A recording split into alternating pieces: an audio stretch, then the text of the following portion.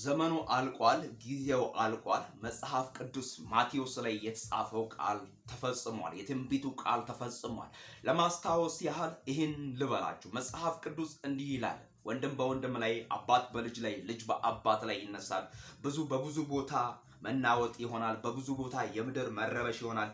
በብዙ ቦታ መታወክ ይሆናል። በብዙ ቦታ መጨነቅ ይሆናል። በብዙ ቦታ ጭንቀት፣ ዋይታ፣ ለቅሶ ይሆናል። በብዙ ቦታ ብዙ ነገር ይሆናል። ይህ ይልና የምጣር መጀመሪያ ነው ይላል መጽሐፍ ቅዱስ የእግዚአብሔር ቃል ሲናገር። ወዳጆቼ ወንድሞቼ፣ ይሄ ዘመኑን ማለቂያ ነው እየነገረን ያለው የጌታ ቃል ሲናገር። በዚህ ባለቀ ዘመን ወንድሜ እህቴ ምን እየሰራህ ነው? ምን እየሰራች ነው? ምን እየሰራች ነው? ህንፃ እየገነባህ ነው?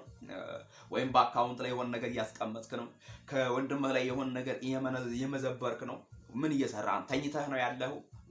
መጽሐፍ ቅዱስ ሲናገር አንዷ በእርሻ ላይ ትቀመጣለች፣ ሁለቱ በእርሻ ላይ ይቀመጣሉ፣ አንዷ ትወሰዳለች፣ አንዷ ትቀራለች ይላል። አንዷ በወፍጮ ላይ ትቀመጣለች፣ አንዷ ትወሰዳለች፣ አንዷ ትቀራለች ይላል።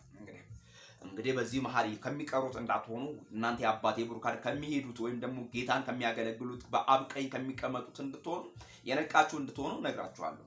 ምንድን ነው ያልተፈጠረው ነገር? በማቴዎስ ወንጌል ላይ ከተጻፈው ነገር፣ በማቴዎስ ወንጌል ላይ ከተነገረው ነገር፣ መጽሐፍ ማቴዎስ ከተናገረው ነገር ያልሆነ ነገር ምን አለ?